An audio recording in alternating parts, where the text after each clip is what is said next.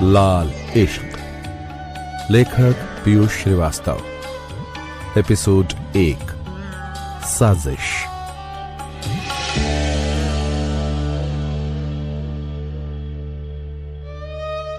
बात 1983 के मई जून के तपते महीने की है।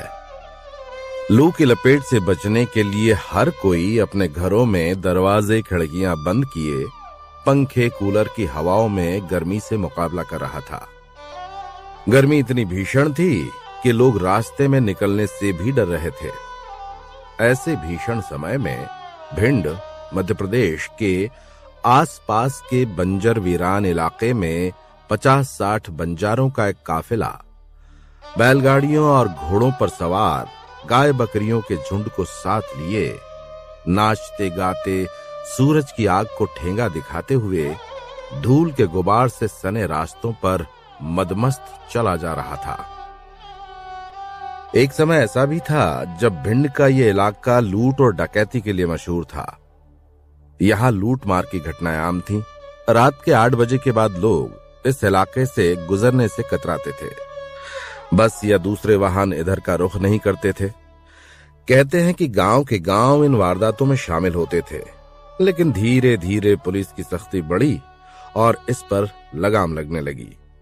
लूटपाट की घटनाओं में कमी आई। बड़ी संख्या में डाकू लुटेरे जेल पहुंच गए, लेकिन इसके बावजूद लूटमार की घटनाएं पूरी तरह से बंद नहीं हुई थीं। ऐसा कम ही होता था कि बिना लूट की घटना के कोई महीना गुजर जाए। धूप में चले जा रहे ये बंजारे जगह जगह डेरा डाल के नट का खेल दिखाने के साथ साथ छोटा मोटा व्यापार भी करते थे। अक्सर ये शहरों या देश के किसी हिस्से से घरेलू उपयोग की चीजें, महिलाओं के श्रृंगार की चीजें, पुरुषों से जुड़ी रोजमर्रा के उपयोग की चीजें लाकर देश के दूसरे हिस्सों में बेचते थे। इस तरह इनके सफर के साथ साथ इनका व्यापार भी चलता था। लूटमार का असर बंजारों की टोली पर कम ही होता था, क्योंकि ये अपने साथ बहुत कम पूंजी या कीमती सामान लेकर चलते थे। इनका ज्यादातर धन या तो जमीन में गड़ा होता था या फिर किसी जान पहचान वाले के पास ये रखते थे। कई बार ये अपना धन उन व्यापारियों के पास जमा करवाते थे जिनसे इनका लेना देना होता था। भिंड के पहाड़ी इलाके में एक गांव था, झरिया। बंजारों की टोली ने इसी गांव से 5 किलोमीटर दूर अपना डेरा डाला। आसपास के गांवों में नट का खेल दिखाकर कुछ सामानों का लेन देन और व्यापार करके शाम को सारे बंजारे अपने डेरे में लौट आते थे। एक बार झरिया गांव के हनुमान मंदिर के टीले के पास बंजारों ने नट का खेल रखा। आसपास के गांव वाले बड़े उत्साह के साथ इस खेल को देखने आए। खेल देखते देखते लोग खुश होकर तालियां बजाने लगते, चिल्लर उछालने लगते। अलग अलग जगह अलग अलग खेल चल रहा था। कहीं बंजारों की टोली का कोई बच्चा डंडा थामे ऊंची बंधी रस्सी पर चल रहा था, तो कहीं कोई बंदर की तरह लगातार गुलाटी खा रहा था। लेकिन लोगों की ज्यादा दिलचस्पी आग के एक छोटे से घेरे में से कूद रहे केवड़िया में थी। केवड़िया 20 साल का सांवला, सुडौल और ताकतवर लड़का था। आग के घेरे में से चीते की फुर्ती से वो यूं कूद रहा था कि देखने वाले दंग रह जाते थे। लेकिन सबसे ज्यादा भीड़ और लोगों की निगाह जिस पर टिकी थी वो थी 18 साल की सुनैया। सांवला रंग, तीखे नए नक्श, सुडौल शरीर, आंखों में गाढ़ा काजल, माथे पर बड़ी गोल सितारों वाली बिंदी, बालों की लंबी चोटी और हरे रंग के घाघरा चोली में सुनैया नाचते हुए कभी जलते हुए अंगारों से गुजर जाती, तो कभी किसी छोटे से घेरे से छलांग लगा देती, तो कभी जमीन से केवल 1 फुट ऊंची बंधी रस्सी के नीचे से सांप की तरह रेंगते हुए निकल जाती। पसीने से तरबतर उसका शरीर और भी मोहक लग रहा था। 28 साल का एक सामान्य कद का दुबला पतला पर साफ रंग का लड़का चमन लगातार उसे मुस्कुराते हुए देखे जा रहा था। ये बात सुनैया ने भी गौर की, मगर नजरअंदाज कर दिया। इस खेल के बाद जहां भी सुनैया नट का करतब दिखाने पहुंचती, वहां चमन पहुंच जाता। पास का गांव हो या दूर का गांव, चमन उसके दर्शकों में जरूर शामिल होता। वो हर बार सुनैया को अलग से पैसे देता। इस बात पर सिर्फ सुनैया ने ही ध्यान दिया, लेकिन जिक्र किसी से नहीं किया। एक बार नट का खेल समाप्त होते ही वो सुनैया के पास गया और उसे 20 रुपए थमा दिए। इतने सारे पैसे काहे के लिए? तुम्हारे डांस के लिए। जो तुम कर सकत हो वो कोई ना कर सकत। तुम्हारे बदन में का लोच है, एकदम फूल की डाली के माफिक। का लोच खाती हो? जब तुम रस्सी के नीचे से सांप की तरह सरपट निकलती हो तो ऐसा लगत कि हमारे दिल पे। तभी सुनैया की सहेली झांसी आ गई, जिसे देख के चमन सकबका गया। अच्छा, बाद में बात करत, अभी देर हो रही है। कल किते है खेला? तो झांसी बीच में बोल पड़ती है, चंपा गांव में। और झांसी हंसते हुए सुनैया को लेकर आगे बढ़ गई। फिर कहती है वो, एक और आशिक, तुम्हारे तो जलबे ही अलग हैं। जहां जात हो बिजली गिरात हो, वैसे जो दिखने में बुरा नहीं। सुनैया इस पर हंसती और कहती है, चल हट ससुरी, जो मुंह में आया उगल देत। ऐसे कितने आशिक आए और गए। अच्छा, एक आशिक हमारे पास भी भेज दे, इते कोई घास भी डालत नहीं। सुनैया खिलखिलाकर हंस पड़ी।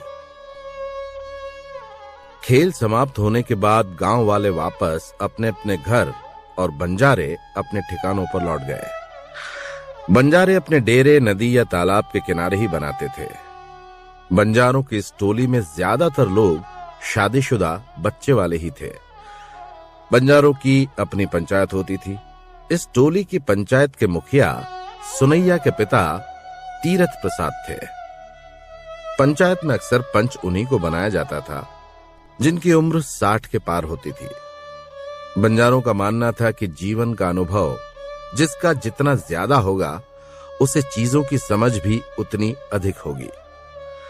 पंच हर चीज का फैसला करते थे, चाहे बात शादी विवाह की हो या कमाई का पैसा बांटने की।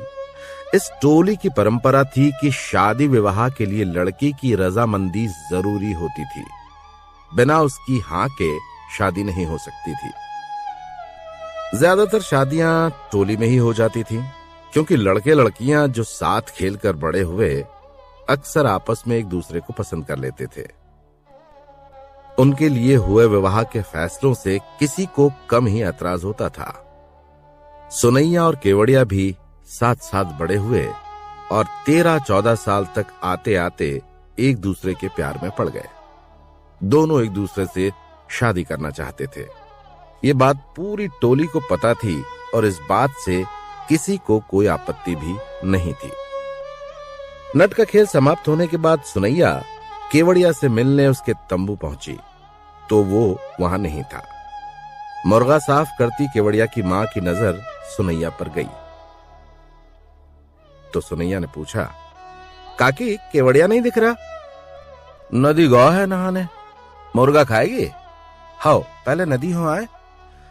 केवड़िया को कहना लौटत में सूखी लकड़ियां बीन लाए, एक भी नहीं बची। हाओ बोल दे हैं। इतना कहकर सुनैया नदी की ओर चल दी। नदी बंजारों के पड़ाव से थोड़ी दूर थी। ये इलाका भी गांव से थोड़ा दूर होने के कारण अधिकतर समय सुनसान ही रहता था। सुनैया जब नदी की ओर जा रही थी तभी पीछे से चमन साइकिल चलाता हुआ आ गया, लेकिन सुनैया उसे नजरअंदाज करके चलती रही। चमन कहता है, सुनैया सुनो। अपनी धुन में चलती सुनैया चमन की बात अनसुनी कर आगे बढ़ती रही। चमन सामने जाकर उसका रास्ता रोक लेता है। सुनैया सुनो। सुनैया ने नहीं सुना, उसने सामने आके रास्ता रोक लिया। सुनैया सुनो तो। तुम्हें हमारा नाम कैसे पता चला? वो तो सब जानत हैं, पता करने की कौन सी बात। एक तुम ही तो हो पूरी टोली में जो सबसे ज्यादा खूबसूरत हो। बकवास मत करो, काम बोलो। हम तो तुम्हारी तारीफ कर रहे हैं। तारीफ हमने बहुत सुन ली। ये बताओ हमारा रास्ता कहाँ रोका? तुमसे एक जरूरी बात करनी है। बोलो। चमन थोड़ा झिझक रहा था। चमन झिझकते हुए बोला, तुम हमारे दिल में चढ़ गई हो। अच्छा, तुम हमें बहुत सुंदर लगत हो, ये तो तुम बता चुके, आगे बोलो। चमन की थोड़ी जुबान लड़खड़ाने लगी। वो ये बात है कि जब से तुम्हें देखा है ना, सो ना पा रहे। तो लोरी सुनाए का? ना ना, हम तो जवान हैं, जवान लोग लोरी नहीं सुनत। सुनैया को हंसी आ गई, मगर उसने रोक ली। चमन फिर आगे बोला, जब से तुम लोगों ने जगहों में डेरा डाला है, तब से हम तुम्हें देख रहे हैं। जब भी तुम हमारी ओर देखत हो, एकदम तीर माफिक दिल में लगत है। ठीक है, अब तुम्हारी तरफ ना देखेंगे, भागो इते से। ऐसा तो हमने नहीं कहा, देखो, खूब देखो, हम तो चाहते हैं। तभी चमन को केवड़िया वहां आता हुआ दिखा। हम बाद में बात करत हैं, इतना कह के वो वहां से साइकिल चला के भाग गया। सुनैया ने पलट के देखा तो केवड़िया आते हुए दिखा। कौन लौंडा था जय? जब से इते डेरा डाला है, तुम्हारे आगे पीछे चक्कर लगात बहुत दिख रहा है। कूट दें किसी दिन। हम उसको सुंदर लगत है। सुंदर तो तुम सबको लगत हो, जे तुमसे कुछ ज्यादा ही चिपक रहा है। आज तो 20 रुपए भी दिए, जे देखो। उसने चुनरी में बंधा 20 का नोट दिखाया। तो जे बात है, दीवाना होगा तुम्हारे चक्कर में, लगत तो यही है। सुनैया गाना गाने लगी। हमरे आशिक 1000, दीवाने 100 बीमार। ये देख के केवड़िया को चिढ़ छूटने लगी। फिर वो बोला, ज्यादा ना इतराओ। काय ना इतराए? बेचारा दिल की बात कहना चाह रहा था, लेकिन तुम्हें देख के भागो। अच्छा हुआ भागो, वरना हड्डी पसली तोड़ देत। अगर दोबारा तुम्हारे आसपास दिखा तो छोड़ूंगा नहीं साले को। सुनैया को जमकर हंसी आ गई। तुम्हारी तो सुलग गई, घबराओ नहीं, हम हमेशा से तुम्हारी थे, तुम्हारी रहेंगे। अच्छा, अब नदी चलो। हम तो अभी उते से आ रहे हैं। तो क्या हुआ, फिर से चलो, नहात हुए देखना। ये भी सही है, चलो। दोनों नदी की ओर चल दिए। नदी पहुंचकर सुनैया नहाने लगी। वहीं केवड़िया पास के गांव सत्तू लेने चला गया। जब वो वापस लौटा तो उसने देखा सुनैया नहा चुकी थी। वहीं नदी किनारे बैठकर दोनों ने सत्तू खाया। केवड़िया सुनैया के गीले बालों को देख रहा था। तुम्हारे बालों से टपकता पानी, ऐसा लग रहा है जैसे काले मेघों से पानी बरस रहा है। कुछ भी, तुम कविदास न बनो। अच्छा लाओ, तुम्हारी कंगी कर दे। कोई जरूरत नहीं। अच्छा जे कांच तो पकड़ सकत हो। सुनैया हल्का सा हंसी। केवड़िया ने आईना उठा लिया और उसके चेहरे के सामने कर दिया। केवड़िया आईना पकड़े पकड़े लगातार सुनैया को ही देखे जा रहा था। सुनैया को शर्म आने लगी। काहे घूरे जा रहे हो? घूर नहीं रहे हैं, प्यार से देख रहे हैं। मत देखो। तुमको ना देखें तो क्या नदी में तैरती उस लौंडिया को देखें? सुनैया ने एक बार नदी में तैर रही 15-16 साल की लड़की की ओर नजर डाली। नहीं नहीं, तुम हमको देखो। एक बात पूछे? पूछो। तुम हमसे कितना प्यार करत हो? जे नदी में पानी जितना है। चल झूठे। तुम कहो तो डूब के दिखा दे। डूब के नहीं, वो नदी में टीला देख रहे हो? किते? अरे वो दूर पुल के पास। हाँ तो उस टीले पे फूल देख रहे हो, कनेर का? हो, वो तोड़ के ले आओ। समझ जाई हैं, बहुत प्यार करत हो। इतनी दूर? पागल हो गई हो का? तैरत तैरत मर जाई हैं, नाव से ले आते हैं। नाव से तो वो गांव वाला दीवाना भी ला देगा, तैर के लाओ तो माने। सोच लो, अगर कुछ हो गया तो पछताओगी। पछताए तो अभी भी, अगर तुम नहीं गए कि कैसे डरपोक से प्यार किया। ये बात है। इतना कहकर केवड़िया ने नदी में छलांग लगा दी। नदी किनारे खड़ी सुनैया जोर जोर से हंसने लगी। केवड़िया तेजी से टीले की ओर जाने लगा। देखते देखते केवड़िया बहुत दूर निकल गया, लेकिन टीला अभी भी काफी दूर था। केवड़िया तैरते तैरते हांफने लगा। उसको थकता देख सुनैया घबराने लगी। 1-2 बार केवड़िया पानी के अंदर गया और बाहर आया। ये देखकर सुनैया की सांसें रुकने लगी। वो जोर जोर से चिल्लाने लगी, केवड़िया वापस आ जा, केवड़िया वापस आ जा, केवड़िया। लेकिन केवड़िया ने नहीं सुना। वो धीरे धीरे आगे बढ़ने लगा, मगर थकने के कारण हल्का हल्का डूबने भी लगा। तभी अचानक वो नदी के अंदर चला गया। सुनैया को वो दिखना बंद हो गया। वो परेशान होने लगी, नदी किनारे दौड़ने लगी, मगर केवड़िया उससे नजर नहीं आया। वो फिर चिल्लाने लगी, केवड़िया, केवड़िया, केवड़िया। परेशान होकर सुनैया वहीं बैठ गई। वो जोर जोर से रोने लगी। लगभग रात होने आई थी। नदी के तट से सब लोग जा चुके थे। कोई मदद के लिए नहीं दिख रहा था। तब सुनैया रोते हुए कहने लगी, जे हमसे कितनी बड़ी गलती हो गई। केवड़िया को काहे मरने भेज दो, किते चलोगो। ए काली माई, हमसे बहुत बड़ी गलती हो गई। अब नहीं करेंगे ऐसो मजाक दोबारा। हमारी केवड़िया को भेज दो माई। वो फूट फूट कर रो रही थी। तभी पीछे से उसकी गोद में कनेर का फूल गिरा। वो चौंकी। केवड़िया कहकर सुनैया खुशी से पलटी और केवड़िया को गले लगा लिया। फिर बोली, तुम आ गए, माफ कर दो हमें, तुम्हें जान खतरे में डाल दी। कछु हुआ तो नहीं ना तुम्हें?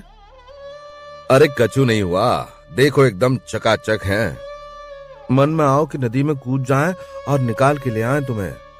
अच्छा किया नहीं कूदी, तैरत तो आया नहीं ढंग से और मुसीबत हो जाती। लेकिन तुम गायब कैसे हो गए? हमें तो लगा बह गए। बह जात अगर सही बखत पे नाव नहीं आती। पानी में नाव पकड़े पकड़े टीले तक पहुंच गए, इसलिए दिखे नहीं। और लौटती बखत तो हम पूल से आए। अगर तैर के आते तो कभी ना आ पाते। अच्छा किया तुमने। मूर्ख तो हम हैं जो तुम्हारी जान जोखिम में डाल दी। क्षण भर को लगा कि हमारी दुनिया ही खत्म हो गई। सुनैया की आंखों में आंसू तैर गए। फिर वो कहने लगी, अब कभी हमसे दूर मत जाइयो, हमारे कहने पे भी। नहीं जई हैं, चले अब, रात घिर रही है। हाओ।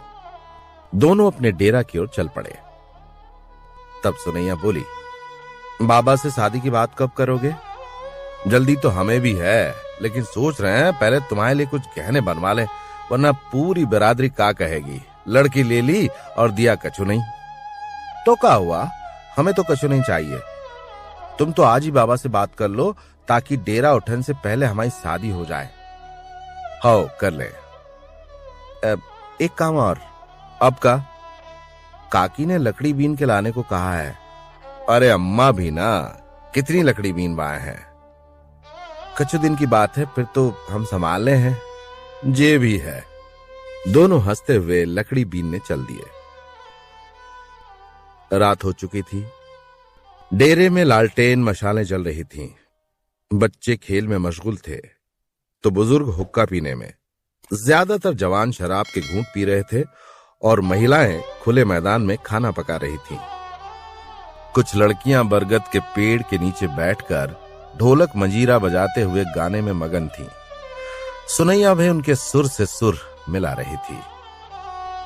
बखत के साथ बहते चलते, ठौर ठिकाना हमरे रस्ते, प्राण हमरे धूल में खिलते, पाँव हमरे हवा से उड़ाते, हम बंजार दिल के सच्चे, बैर किसी से हम नहीं रखते। सुनैया गा तो अपनी सहेलियों के साथ रही थी, लेकिन उसकी निगाहें केवड़िया के तंबू पर ही टिकी थी। जब उसने केवड़िया को तंबू से बाहर निकलते देखा तो खुश हो गई। पगड़ी लगाए, धोती कुर्ता पहने, गले में रंग बिरंगे रत्नों की माला डाले केवड़िया बहुत सुंदर दिख रहा था। सुनैया की निगाहें उस पर ही टिक गईं। केवड़िया पंचों के साथ बैठे सुनैया के पिता से मिलने गया। सुनैया के पिता तीरथ प्रसाद खटिया पर बैठे चिलम पी रहे थे। केवड़िया और सुनैया की नजरें मिली। सुनैया ने हंसते हुए इशारा किया कि बात कर लो अभी। केवड़िया घबराते हुए सुनैया के पिता के बगल में जाकर खड़ा हो गया। अब राम राम काका। नहा लो। हो जाओ फिर अपनी टोली में। तुमसे कुछ बात करनी थी। तो कहो। अब बाबा तो है नहीं, इसलिए हमें ही ये बात करनी पड़ रही है। तो करो ना मोड़ा, कौन ने रोका है? तुम्हारे आशीर्वाद की जरूरत है। हमाओ आशीर्वाद तो हमेशा तुम्हारे साथ है।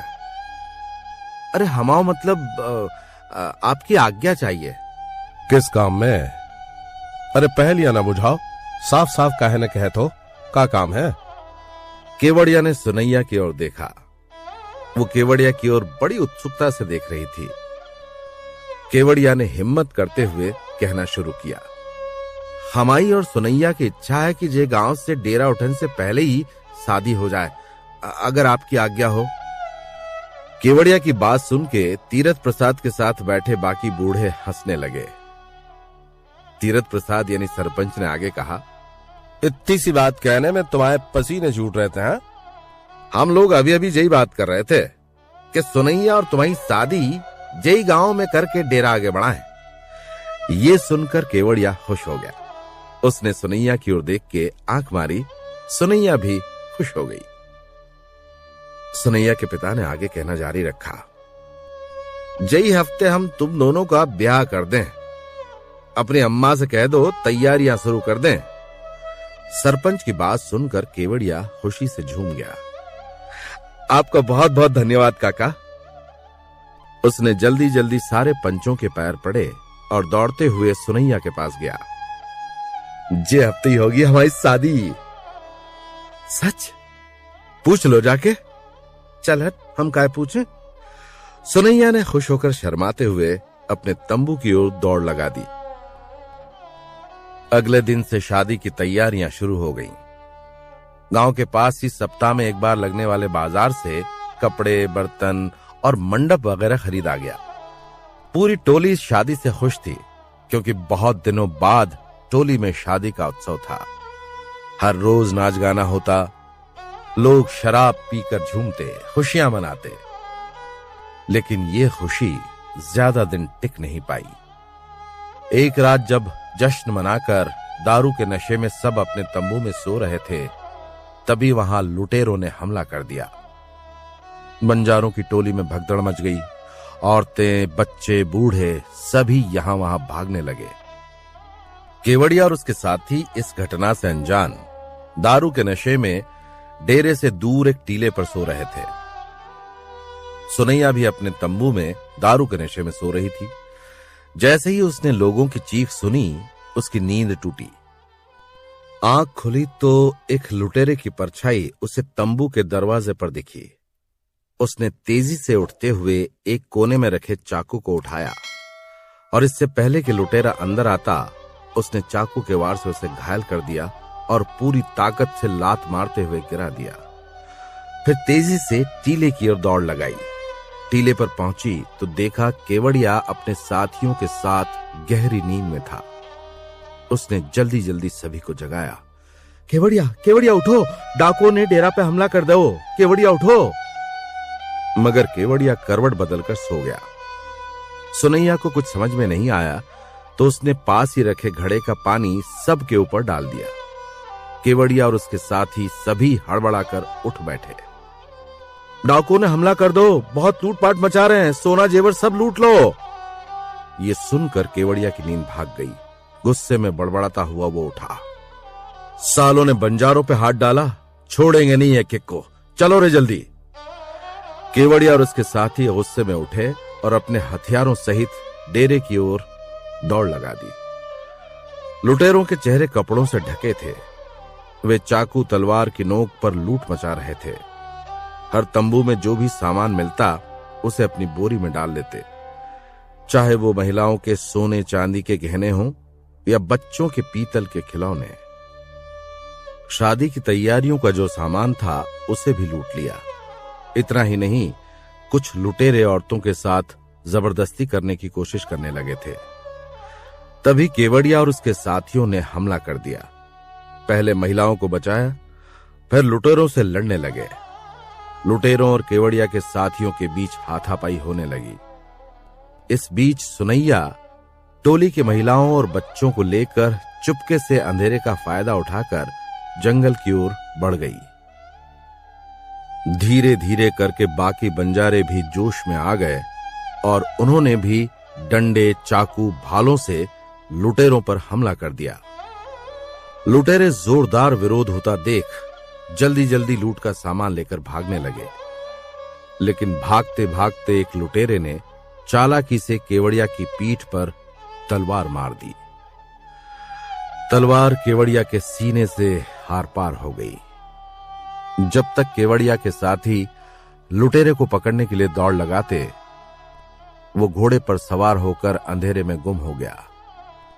वार इतना जोरदार था कि केवड़िया के मुंह से सिर्फ सुनैया निकला और उसने वहीं दम तोड़ दिया। केवड़िया की मौत से टोली में मातम पसर गया। केवड़िया की मां का रो रो कर बुरा हाल हो गया। काली माई, जे का हो गयो मोरे लाल, अपनी अम्मा को अकेले छोड़ के चलो गो। हे काली माई, कौन सो जन्म का बदला लो हमसे, कौन के भरोसे कटेगी ये पहाड़ सी जिंदगी। हे काली माई, जे का कर दो हमारे मोड़ा के साथ। तभी वहां भागते हुए सुनैया आई। टोली के सारे लोग केवड़िया को घेर के खड़े थे। जैसे ही वो लोगों को अलग करते हुए केवड़िया की लाश के पास पहुंची, उसके मुंह से एक भयानक चीख निकली और वो वहीं केवड़िया के सीने पर सर रखकर रोने लगी और रोती ही गई। गला इतना भरा आया कि कुछ शब्द ही नहीं निकले। तीरथ प्रसाद ने इशारों से औरतों को कहा कि सुनैया और केवड़िया की मां को लाश के पास से अलग करें। कुछ बुजुर्ग महिलाओं और सुनैया की सहेलियों ने दोनों को लाश के पास से उठाया और एक उजड़े हुए तंबू के अंदर ले गए। बुजुर्गों ने रात को ही केवड़िया का दाह संस्कार करने का निर्णय लिया और उसकी तैयारियां शुरू कर दी। सबके मुंह से लुटेरों के लिए गालियां निकल रही थीं। औरतें आपस में बात कर रही थीं। सब कछू जाड़ के रख दो, राक्षसों ने कछू भी नहीं छोड़ा। अरे लूटन आया तो लूट ले, लेकिन हमारे मोड़ा की जान काहे ले ली। बताओ, 2 दिन बाद तो शादी होने वाली थी, कितना खुश था। कह रहो तो काकी जल्दी तुम्हारी गोद में हमारा मोड़ो खेलेगा, और देखो जे। ये कहते कहते बुढ़िया रोने लगी। सुनैया का क्या होगा, कौन संभालेगा। किसकी नजर लग गई हमारी टोली पे, कमीनों का सत्यानाश हो, मरे सबके सब। एक तरफ रोना धोना मातम जारी था, तो दूसरी ओर डेरे से थोड़ी दूर पर पुरुषों ने केवड़िया का अंतिम संस्कार किया। उसकी चिता से उठती लपटों को सुनैया तंबू के झरोखे से देख रही थी और रोती जा रही थी। रो रो कर उसकी आंखें सूज गईं। उसका रोना तब तक नहीं थमा जब तक चिता की लकड़ियां जलकर राख में नहीं बदल गईं। अगले दिन डेरे में पुलिस आई, सबके बयान लिए, लेकिन कोई भी लुटेरों के हुलिये के बारे में नहीं बता सका, क्योंकि सबके चेहरे ढके हुए थे। पुलिस ने कार्रवाई के भरोसे के साथ डेरा को चेताया भी। एक पुलिस वाले ने कहा, एक बार डेरा डाल लेने से पहले थाने आके पूछ तो लेते, इतने रुके कि नहीं, ये डाकू लुटेरों का इलाका है। तो सरपंच ने जवाब दिया, अब क्या बताएं थानेदार साहब, हमें क्या पता था कि ऐसा हो जाएगा। यहां ज्यादा दिन रुकना ठीक नहीं। सही कह रहे हैं आप थानेदार साहब, जल्दी ही चले जाइए। हमें इस इलाके के बारे में नहीं मालूम था, पहली दफा इतने डेरा डाला। इस पर पुलिस वाला बोला, चलो अब तो हो गई वारदात, ध्यान रखो दारू के नशे में बेहोश होकर मत सोते रहो, समझे कि नहीं। कोई भी खतरा दिखे तो आकर बताना, चलते हैं। पुलिस के जाने के बाद गांव में ही रहने वाला बब्बन यादव सरपंच से मिलने आया। बब्बन यादव की उम्र करीब 55 साल की थी। बाएं हाथ और बाएं पैर में लकवा लगे होने के कारण थोड़ा लंगड़ा कर चलता था। बड़ी बड़ी सफेद मूछें, सफेद दाढ़ी, गेहुआ रंग। उसने देखा कि लोग वापस तंबू बनाने में लगे थे। सरपंच परेशान से पेड़ के नीचे अन्य बुजुर्गों के साथ बैठे बात कर रहे थे। एक बुजुर्ग ने कहा, पहली बार ऐसा हुआ कि लुटेरों ने हमारा डेरा लूटा। दूसरे बुजुर्ग ने उसका जवाब दिया, अब हमें भी सावधान रहना चाहिए। सावधान रहने से अच्छा इते से डेरा उठा लो। ये इलाका ही बेकार है, जल्दी से जल्दी इते से चल देना चाहिए। थानेदार भी तो यही कह रहा था। तभी बब्बन यादव वहां पहुंचा। नमस्ते सरपंच जी।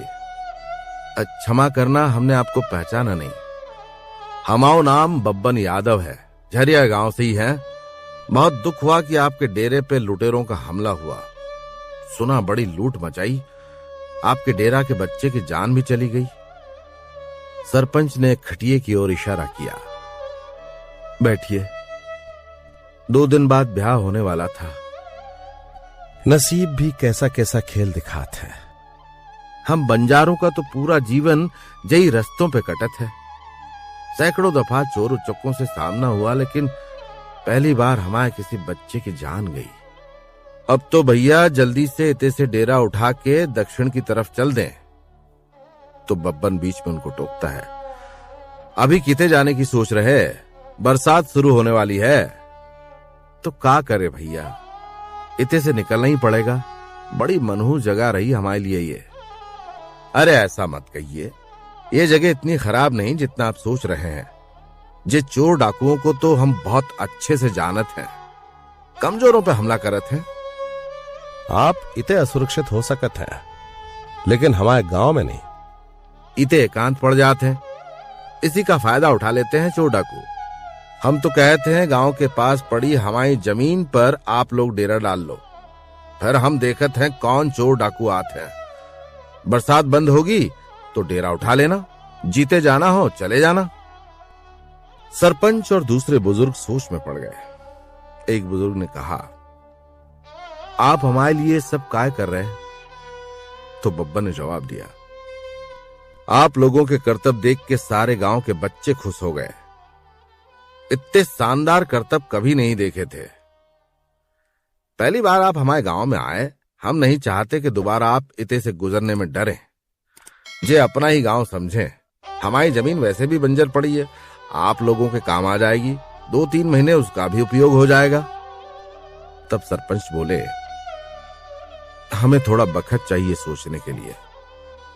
जैसी आपकी मर्जी, लेकिन हम चाहते हैं आप इते से अपनी इच्छा से जाएं, मजबूरी में नहीं। राम राम। और हाँ, शाम को हमारा भाई आएगा, उसे बता दइयो जो भी फैसला हो। इतना कह के बब्बन यादव वहां से चला गया। तब एक बुजुर्ग आदमी ने कहा, आदमी भला जान पड़त है। हाँ, लेकिन अब इते रुकने की इच्छा नहीं। बात इच्छा की नहीं, बारिश में ढोर जानवर लेके किते फिरे हैं। बीमार पड़ गए तो क्या कर रहे हैं? पानी के कारण रास्ते भी तो बंद ही रहते हैं ना। हाँ, मगर इते भी रुकना कोई खतरे से खाली नहीं सरपंच। फिर से डाकू लुटेरे आ गए तो अब का लूटेंगे? सब तो ले गए, ढेला तक तो बचो नहीं। जय गांव में रह के कम से कम कछु कमा धमा लें, फिर आगे बढ़े। तब एक तीसरा बुजुर्ग बोला, कह तो तुम ठीक ही रहे हो। हम इतने वीराने में रुके हैं, जई का फायदा उठा लियो सालों ने। अगर गांव में रुकेंगे तो वो भी डरेंगे आने से, और फिर पैसा कमा के बढ़ देंगे आगे। क्या कहत हो? जैसी तुम लोगन की राय। शाम को चमन तीरथ जी से मिलने आया। उसकी निगाहें सुनैया को ढूंढ रही थीं, लेकिन सुनैया कहीं नहीं दिखी। चमन को इधर उधर देखते हुए सरपंच ने देख लिया तो कहा, क्या ढूंढ रहे हो भैया? वो सरपंच जी से मिलना था। हम ही हैं, बोलो का काम? बब्बन भैया ने भेजा है जानने के लिए कि का फैसला किया आप लोगों ने। छोटे भाई हो उनके? हाओ, बब्बन जी से कहना कि हमें उनका प्रस्ताव मंजूर है। हमारी टोली उनकी आभारी रहेगी। जी अच्छा, हम अभी जाके बब्बन भैया को बता देते हैं। चमन खुश होकर वहां से भागा। मन ही मन सोचता रहा कि अब सुनैया को वो रोज देख सकेगा। 5 किलोमीटर दूर डेरे में नहीं आना पड़ेगा। अगले दिन से डेरा उठकर बब्बन की बंजर पड़ी जमीन में डल गया। बब्बन के घर व गांव की बस्ती से डेरा थोड़ा दूर था। लेकिन टोली वालों के लिए खुशी की बात यह थी कि यहां कोई खतरा नहीं था। खेत से लगा मैदान भी बड़ा था जहां वे अपना खेला दिखा सकते थे। झरिया गांव ज्यादा बड़ा नहीं था। 150-200 परिवार गांव में रहते थे। गांव के ज्यादातर लोग गरीब थे और बब्बन यादव के परिवार से थोड़ा दूर ही रहते थे। केवड़िया की मौत के बाद सुनैया एकदम गुमसुम सी रहने लगी। अपने बाबा से भी वो कम ही बात करती। उसकी उदासी देखकर तीरथ भी कई बार परेशान हो जाते, मगर समझ में नहीं आता कि क्या करें। एक दिन जब सुनैया गुमसुम अपने तंबू में बैठी हुई थी तो तीरथ जी ने आकर समझाया, केवड़िया के जाने का दुख हमें भी है मोड़ी, लेकिन ये मतलब नहीं कि हर समय बिलाप करत रहे। सुनैया ने बात का कोई जवाब नहीं दिया, उठकर वहां से चली गई। तीरथ उसे जाते हुए असहाय से देखते रहे। सुनैया थोड़ी दूर पर बने मंदिर के टीले पर जाकर बैठ गई। कुछ देर बाद वहां सुनैया की सहेली झांसी आ गई और बोली, सुनैया इतने काहे धूप में बैठे बैठे तप रही हो? बाबा कितने परेशान है तुम्हारे लिए, चलो खाना खा लो। भूख नहीं है। भूख नहीं? 2 दिन है गए कुछ खाए पिए, भूखे रह के प्राण देने का इरादा है का? सुनैया ने कुछ नहीं बोला। तो झांसी ने फिर कहा, सुनैया अपनी खातिर ना तो बाबा की खातिर जी ले। तुम्हारे चक्कर में वो भी सारा दिन परेशान रहते हैं। केवड़िया के जाने का दुख सबको है, लेकिन कब तक उसकी याद में यूं आंसुएं बहात रहोगी? सुनैया उसकी बातें सुनती रही, मगर जवाब में कुछ नहीं कहा। वो तो एक टक घने जंगलों की ओर देखे जा रही थी। तब झांसी फिर बोली, सुन रही हो तुम? क्या कह रहे हैं हम? सुनैया ने हाँ में गर्दन हिलाई तो झांसी ने फिर कहा, तो चल फिर खाना खाने। झांसी ने सुनैया का हाथ पकड़कर उठाया और डेरे की ओर चल पड़ी। डेरे पहुंचे तो देखा बब्बन यादव और उसका छोटा भाई चमन बुजुर्गों के साथ एक खटिया पर वहां बैठे हुए थे। बब्बन यादव ने जैसे ही सुनैया की ओर देखा तो देखता ही रह गया। चमन ने इशारे से बताया कि वो सुनैया को पसंद करता है। बब्बन ने मुस्कुरा के उसके कंधे पर हाथ रखा। सुनैया ने ना चमन की ओर ध्यान दिया और ना ही बब्बन की ओर। वो सीधे अपने तंबू में चली गई। तीरथ ने इशारे से बताया, हमारी मोड़ी है सुनैया। तो बब्बन जवाब देता है, बड़ी सुंदर है, कोई तकलीफ तो नहीं हो रही मुखिया जी? अरे कैसी तकलीफ, बड़ा एहसान किया आपने जे आसरा देके। अरे कछु एहसान नहीं, मुसीबत की घड़ी में अगर हम साथ न देते तो सब हम पे थूकत। बड़ी इज्जत है हमारी इस गांव में। हमारे पिताजी इस गांव के सरपंच थे। उन्होंने हम चारों भाइयों को यही सिखाया कि बखत पे हमेशा दूसरों के काम आना चाहिए। बड़े अच्छे विचार हैं आपके बाबूजी के, वरना लोग तो मुंह फेर के गुजर जाते हैं। मिलवाइए कभी अपने बाबूजी से। मिलवात, लेकिन स्वर्ग से धार गए। बड़े ही हट्टे कट्टे थे, 90 की उम्र में मरे। चमन ने बब्बन को कोहनी मारी तो बब्बन बोला, जे हमारा सबसे छोटा भाई चमन पढ़ा लिखा है, 10वीं पास। बाकी के 2 किते हैं, दोनों काम से शहर गए हैं। भेजूंगा आपसे मिलने, जरूर बड़ी खुशी होगी। अच्छा अब हम चलत है, फिर आएंगे। दोनों वहां से उठकर चल दिए। चमन अक्सर मौका पाकर सुनैया के आसपास मंडराता, लेकिन उसकी बात करने की हिम्मत नहीं होती।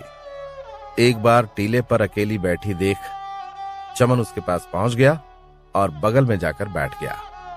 सुनैया हल्का सा घबराई, मगर चमन को देखकर शांत हो गई। तुम कब तक ऐसे केवड़िया के लिए उदास रहोगी? तुम कौन हो तो पूछने वाले? जाओ अपना काम करो। नहीं, हमारा मतलब था कि अब कभी खेला न दिखाओगी? यहां हमारी दुनिया लुट गई, तुम्हें अपने खेला की पड़ी। भागो इतने से, वरना हमसे बुरा कोई ना होगा। अरे नाराज काहे हो रही हो? जात हैं। चमन ने उसकी ओर गुस्से से देखा और उठकर चला गया। थोड़ी देर बाद सुनैया भी वहां से उठकर चली गई। चमन सुनैया के पीछे फिरता, मगर सुनैया उसे भाव नहीं देती। चमन को समझ में नहीं आ रहा था कि सुनैया को कैसे मनाए। परेशान होकर एक दिन वो अपने भाई बब्बन यादव के पास पहुंचा। बब्बन अपने कमरे में सोने ही जा रहा था। क्या हुआ इतनी रात को? तो चमन बोला, हमें सुनैया से ब्याह करना है। इतनी जल्दी कहा है? चिंता मत करो, ऊ का ब्याह तुम्हीं से होगा। लेकिन कब? अरे हर चीज में जल्दीबाजी करना ठीक नहीं।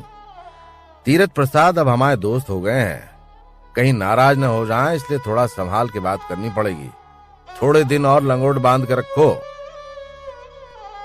देखते देखते समय बीत गया। धीरे धीरे सरपंच और बब्बन यादव की दोस्ती हो गई। बब्बन के बाकी दो भाई लल्लन और छुट्टन भी वापस आ गए। बारिश भी शुरू हो गई। बारिश में तंबू के अंदर पानी न जाए, इसके लिए बब्बन यादव ने तिरपाल की व्यवस्था बाकायदा पैसे लेकर करवाई। चमन की हर वक्त कोशिश रहती कि सुनैया उसके करीब रहे, उससे बातें करे। इसके लिए वो किसी न किसी बहाने उसके तंबू में पहुंच जाता। कभी दूध दही घी लेकर, तो कभी सब्जी तरकारी लेकर। जे खेत से अभी तोड़ के लाए, मूली टमाटर लौकी किते रख दें? जिते मन करे रख दो। और कछु चाहिए? नहीं, अब तुम जाओ। हर बार सुनैया उसके साथ बेरुखी से पेश आती, लेकिन बेचारा चमन मुंह लटकाए हुए चला जाता। इस सब के बावजूद वो सुनैया के करीब जाने का कोई मौका नहीं छोड़ता। शाम को जब सुनैया कुएं पर पानी भरने गई, तो चमन भी वहां पहुंच गया। लाओ हम भर दें। सुनैया ने बाल्टी छोड़ दी और चमन पानी भरने लगा। झांसी ने भी अपनी बाल्टी चमन से भरवाई। ये देखकर 2-3 महिलाओं ने भी अपनी बाल्टी आगे बढ़ा दी। चमन को गुस्सा तो आया, मगर सुनैया के कारण कुछ बोल नहीं सका। पानी भरने के बाद झांसी ने चमन का धन्यवाद किया। कल फिर आओगे ना? झांसी का मजाक सुनकर सुनैया को भी हंसी आ गई। उस दिन के बाद सुनैया ने चमन से थोड़ी थोड़ी बातें शुरू कर दी। चमन भी खुश रहने लगा। ज्यादातर कामों में चमन उसके साथ ही रहता, चाहे लकड़ी बीनना हो या कुएं से पानी भरकर लाना हो या गाय बैल को चारा देना। सुनैया अभी तक चमन के सामने पूरी तरह से खुली नहीं थी, लेकिन अब वो चमन से चिढ़ती भी नहीं थी। दूसरी ओर तीरथ प्रसाद व उनके साथियों का बब्बन यादव के घर उठना बैठना शुरू हो गया। साथ पत्ते खेलते। बब्बन भी जब चाहे आकर डेरे में बैठ जाता और तीरथ के साथ गप्पे लड़ाता, हुक्का पीता। ऐसे एक दिन बब्बन ने कहा, हम सही कह रहे हैं, उस दिन हाथ पैर पकड़ के हम चारों भाइयों ने जो पीटा, दोबारा गांव में नहीं दिखा। औरत पर कोई बुरी नजर डाले हमें बर्दाश्त नहीं। औरत मतलब लक्ष्मी का रूप। इस पर सरपंच बोले, वाह कितनी अच्छी सोच है आपकी, वरना लोग तो पैरों की जूती से ज्यादा नहीं समझे औरत को। हम बंजारे जे बात का बहुत ख्याल रखते हैं कि औरत की मान मर्यादा पे आंच ना आए। इते तक कि शादी ब्याह जैसे मामलों में भी उन्हीं की मर्जी चलत है। होना ही ऐसा चाहिए। तभी एक टोली का सदस्य मिट्टी के कुल्हड़ में शराब लेकर आया। सरपंच जी ने शराब का प्याला बब्बन यादव की ओर बढ़ाया। माफ करिए, हुक्का तक तो ठीक है, इससे तो 2 हाथ दूर ही रहते हैं हम। तीरथ जी हंस गए और बोले, और हमाओ जे के बिना चलती नहीं, लेकिन मानना पड़ेगा बड़ा नेक कुनबा है आपका। रहना पड़ता है नियम कायदों में बंध के, ताकि परिवार का गौरव बना रहे। ये तो सच है। तभी एक अन्य बुजुर्ग बोल पड़े, भाई आप चारों का हनुमान के भगत हो? वो तो हम हैं। तो बुजुर्ग ने आगे कहा, हमाओ कहने का मतलब ब्रह्मचारी हो का? न तुम्हारी लुगाई दिखी कभी, न भाइयों की। बब्बन यादव थोड़ा भावुक हो गए। अब क्या बताएं, हमारी लुगाई तो शादी के 2 साल बाद ही चल बसी। न जाने किसकी नजर लग गई हमारे घर की रौनक पे। लल्लन और छुट्टन की लुगाई को भी ससुरी कैसी बीमारी हुई कि प्राण लेके ही पीछा छोड़ा। डॉक्टर भी हाथ पे हाथ धरे बैठे रहे। पहले लल्लन की लुगाई, फिर छुट्टन की लुगाई मरी। अरे रे, जे सुन के तो हमें बड़ो दुख भो। आजकल तो बीमारियां भी नई नई होने लगी हैं। हमारे समय तो बुखार, उल्टी, दस्त के अलावा कछु नहीं था, और अगर था भी तो किसी को पता भी नहीं चलत था। सब यही समझते थे कि ज्वार से मर गए। इस तरह बब्बन यादव और टोली के बुजुर्गों के बीच यूं ही उठना बैठना लगा रहता। बब्बन यादव और उसके भाइयों के ठाठ बाट देख के तीरथ बड़ा प्रभावित था। घर में 2-2 नौकर, 2 मंजिला मकान जिसमें कई कमरे हैं। चारों भाइयों का दिल जीतने वाला व्यवहार उसे काफी पसंद आया। लेकिन गांव के दूसरे लोगों से तीरथ या टोली के लोगों की ज्यादा बात नहीं हो पाती, क्योंकि बब्बन यादव से सब डरते थे। देखते देखते बारिश के दिन खत्म हो गए। डेरा को आगे बढ़ाने का समय आ गया था। इस बारे में तीरथ ने बब्बन यादव से भी बात की जब वो मिलने आए। बब्बन भाई, आपका बहुत बहुत धन्यवाद कि आपने हमें आसरो दो। अब हमारे आगे बढ़ने का समय आ चुका है। बब्बन बोला, वो तो हम हैं।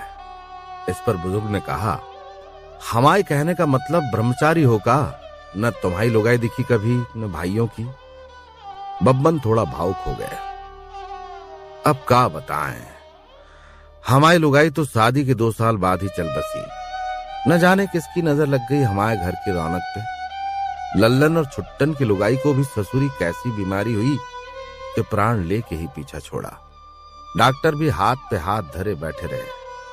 पहले लल्लन की लुगाई, फिर छुट्टन की लुगाई मरी। अरे रे रे रे रे, ये सुन के तो हमें बड़ा दुख भो। आजकल तो बीमारियां भी नई नई होने लगी हैं।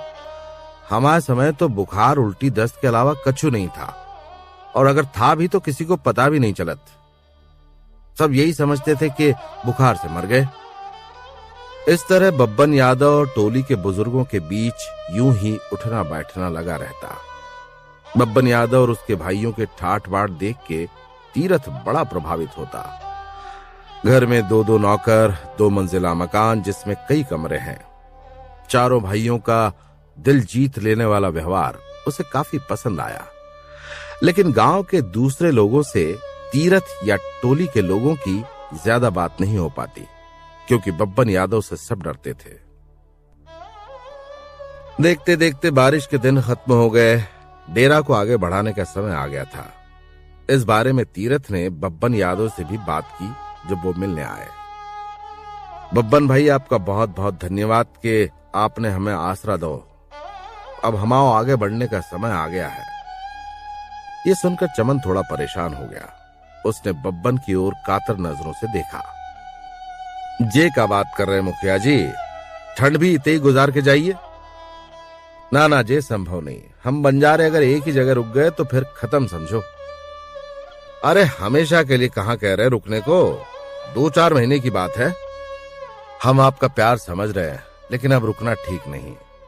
थोड़ा व्यापार का भी मामला है। बरसात में तो सारे काम ठप ही रहे। अभी गांव शहर में जाके कुछ कमा धमा लें। आपने जो हमारी मदद की, चे कर्ज हम न जाने कैसे चुकाएंगे। इस पर बब्बन बोला, इसमें कौन सी बड़ी बात है, अगर आप चाहें तो चुका सकते हैं। वो कैसे? हमारे पास तो। घबराओ नहीं, कोई धन दौलत नहीं मांग रहे हैं हम तो बस इतना चाहते हैं कि अगर आप अपनी मोड़ी सुनैया का हाथ हमारे छोटे भाई चमन के हाथ में दे दें तो। दिल लगा बैठा है सुनैया से। कहत है शादी करेगा तो उसी से करेगा। ये सुनकर तीरथ खुश हो गए और बोले, क्या बात कर रहे हैं आप? हमारी मोड़ी को अपने घर की बहू बनाना चाहते हैं? जहां से बड़ी खुशी की बात क्या होगी हमारे लिए। हम बंजारों की जिंदगी तो सफर में, रास्तों में गुजर जाते है। अगर हमारी मोड़ी को आपके घर में आसरा मिल जाए तो उसकी तो जिंदगी बन जाएगी। हम तो बहुत खुश हैं आपकी बात सुन के। बस एक बार अपनी बेटी से भी बात कर लें। कहीं उसने ना कर दी तो? पागल थोड़ी ही है, इतने अच्छे रिश्ते को ना करेगी। और फिर हम हैं ना हाँ कराने के लिए, आप फिक्र ना करें। इते से डेरा उठन से पहले सुनैया की विदाई होगी। वाह, ये बात पे गले मिलना चाहिए। दोनों गले मिले। बब्बन ने शगुन के नाम पर एक सोने का कंगन दिया और फिर बोला, छोटा सा शगुन हमारी बहू के लिए। अरे आप खुद ही दे दो। सुनैया, ए मोड़ी, सुनैया इते तो आ। सुनैया तंबू में से बाहर आई। सुनैया की नजर चमन पर गई। चमन उसे देखकर मुस्कुराया तो सुनैया बोली, का है बाबा? बब्बन यादव ने सुनैया को कंगन दिखाया और फिर बोला, हम तुम्हारे लिए एक छोटी सी भेंट लाए थे। हमें नहीं चाहिए। इस पर सरपंच ने कहा, बेटा रख लो, बड़े प्यार से लाए हैं। बाबा की बात का सुनैया ने ज्यादा विरोध नहीं किया और कंगन लेकर अंदर चली गई। तब सरपंच बोले, बाकी आप हम पर छोड़ दो। काली मैया की इच्छा भी यही है शायद, तभी तो इते हमारा डेरा डाला। इस पर बब्बन ने बोला, हमें भी यही लगत है। जय काली, जय काली। बब्बन यादव और चमन वहां से खुश होकर चले गए। तीरथ भी खुशी खुशी तंबू के अंदर गए तो देखा सुनैया घुटनों में मुंह छुपाए बैठी थी। तीरथ ने उसके पास जाकर उसके सर पर हाथ रखा। चमन, तुम्हें कैसा लगत है सुनैया? बाबा, हमें ब्याह नहीं करना। केवड़िया की मौत का मातम कब तक मनाती रहोगी मोड़ी? इतना अच्छा रिश्ता बार बार नहीं आता। हम बंजारों की जिंदगी में रखा का है रास्ते की धूल के अलावा? न सर पे छत अपनी, न जमीन अपनी। कभी इते तो कभी उते भटकते रहो और अंत में जई धूल में मिल जाओ। ये भी कोई जिंदगी है? हम कछु नहीं जानत बाबा। पहले केवड़िया छोड़ के चला गया, अब आप नहीं। हम आपके साथ ही चलेंगे, अकेले नहीं रह सकते। अकेली किते हो? इतना अच्छा परिवार। बब्बन जी तुम्हें बिल्कुल बेटी की तरह रखेंगे। चमन तुम्हें चाहता भी है। नौकर चाकर सब हैं घर में। किते मिलेंगे ऐसे ठाट। हमारी मानो बेटा तो हां कर दो। हमारे भी प्राण चैन से निकलेंगे। बाबा, जे का कह रहे हैं आप? और का बेटी? ना तुम्हारी मां है न भाई बहन। किसके भरोसे काटोगी जिंदगी? हमाओ कोई भरोसा नहीं। उम्र हो चली है, जाने कब बुलावा आ जाए। हम तो काली माई से यही कहते रहे हैं कि हमारे बाद तुम्हाओं का होगा। शायद उन्हीं की कृपा से जिस संबंध होने जा रहा हो उनका आशीर्वाद समझ के स्वीकार कर लो। सुनैया ने नजरें फेर ली। अगर आपको ये लगत है कि हमारे इते ब्याह करने से आपकी चिंता दूर हो जाएगी तो हम चमन से शादी कर लेंगे बाबा। हम केवड़िया को तो कोई खुशी न दे सके, कम से कम आपका बोझ तो कम कर सकते हैं। ये सुन के तीरथ ने उसे गले से लगा लिया। फिर एक बार पूरी टोली में उत्सव का माहौल छा गया। जोर शोर से तैयारियां शुरू हो गईं।